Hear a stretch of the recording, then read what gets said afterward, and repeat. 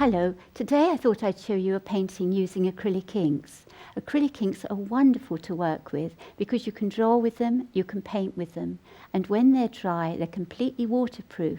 The colours are wonderful and they're so useful when it's cold and it's miserable and you think, well, I'd just like to do some drawing and painting outside. You know that when you take your finished painting home, if you wanted to add some watercolour to it, you can do that without disturbing anything. Now I've got a bottle of Magic Colour Earth Brown here and I'm going to draw using the little pipette that's in the bottle. So I'm very quickly just sketching my tree in, and I'm just going to get the main trunk and some of the structure of the branch. And what I'm thinking about is trying to make a sort of a chalice shape or a goblet shape as I'm drawing this tree. So it feels like if the twigs weren't there, the tree would still stand up. Now I've also got something to draw with. I've got a tea stirrer. When you go to a cafe and you have a cup of tea, you often get these for free. So it's quite a useful thing to draw with. And what I'm doing is I'm pulling the ink out, but you can probably see I'm also putting the stick into some water.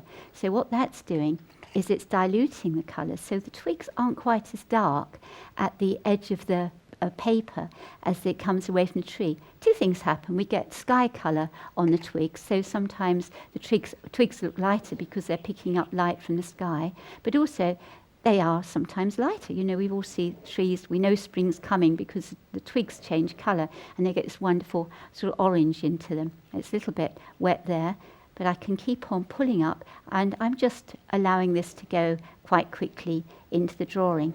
So we can imagine we're sitting in the car, we want to get this little bit of drawing, we're really excited by it, and I'm going to start to draw into some of the reeds. I've got a photograph here to work from and I'm just looking at some of the reeds that are in the photograph.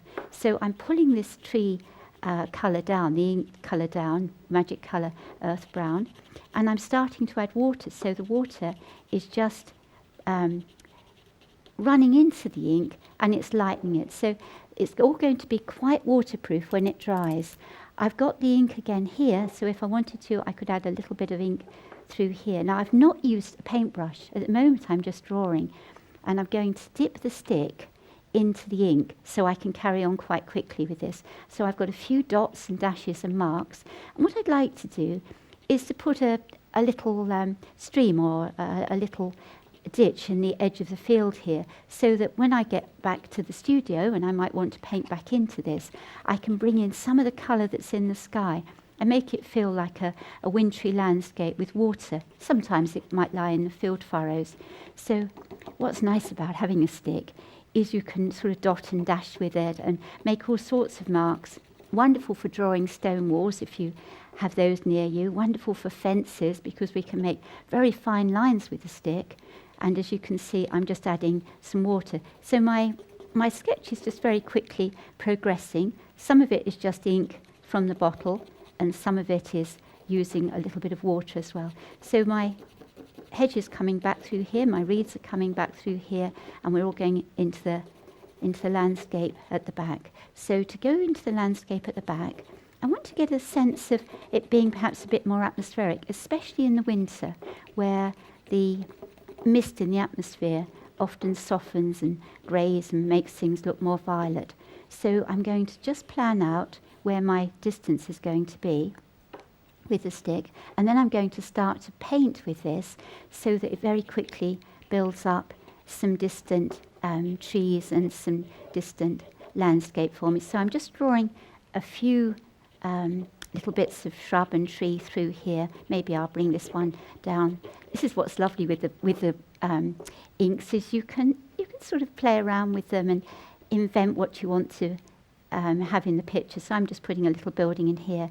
Now the inks will stay very, very wet for quite a long time. They don't dry too quickly. And so of course if I paint close to them like any wet paint, they will dissolve into the water. So I'm just going to pick up a paintbrush and just bring in some of the background.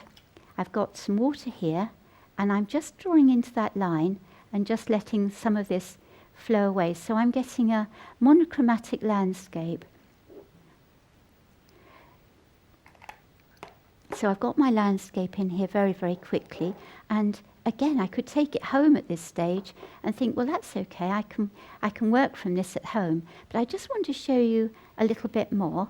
So what I'm going to do is I'm going to show you adding some salt to the ink.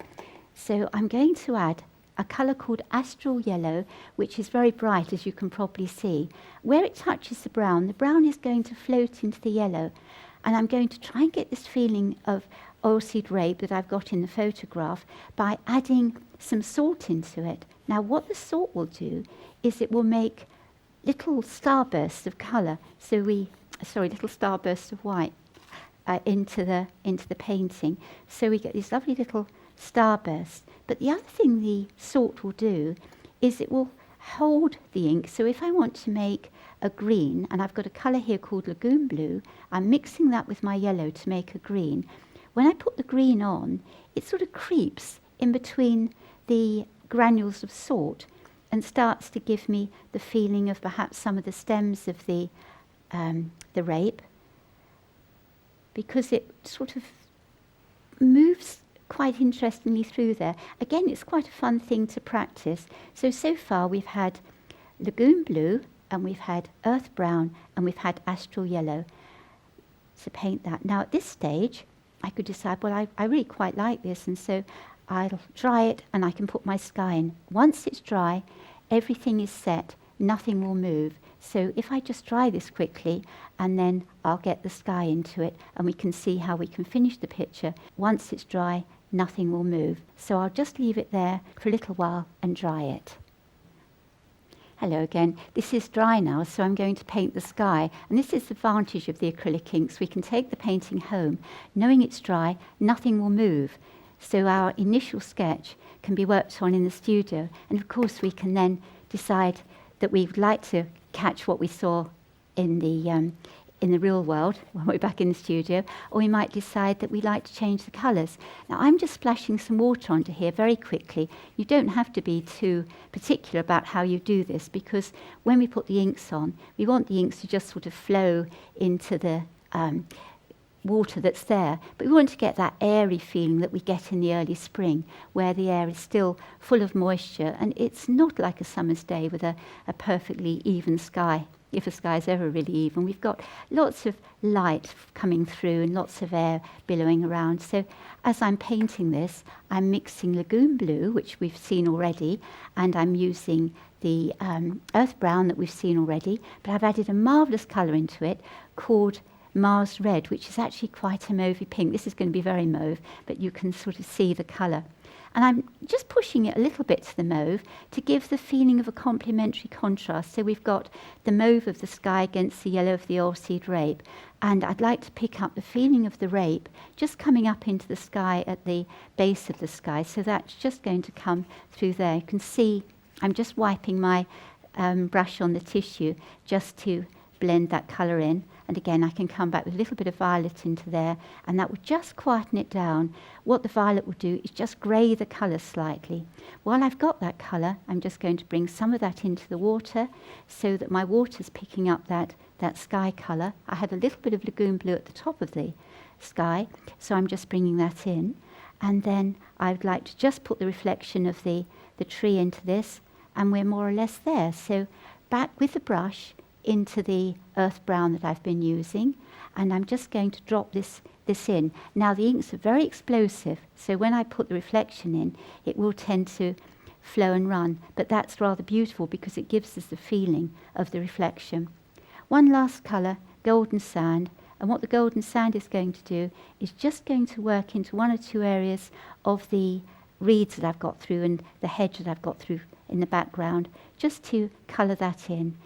If I had time, and if you have time in the studio, then the tree would have all sorts of little bits of twig coming out of the sides. You know how they like to grow lots of little pieces of twig out of the side of them. So again, you can see it's running a little bit, but that is all part of the inks. The inks are explosive, they're not watercolours, and so we just have to love what they do, and they do some marvellous things. So I hope for those of you that have always wanted to use inks or have inks and don't know how to use them, this will be of some help. Thank you.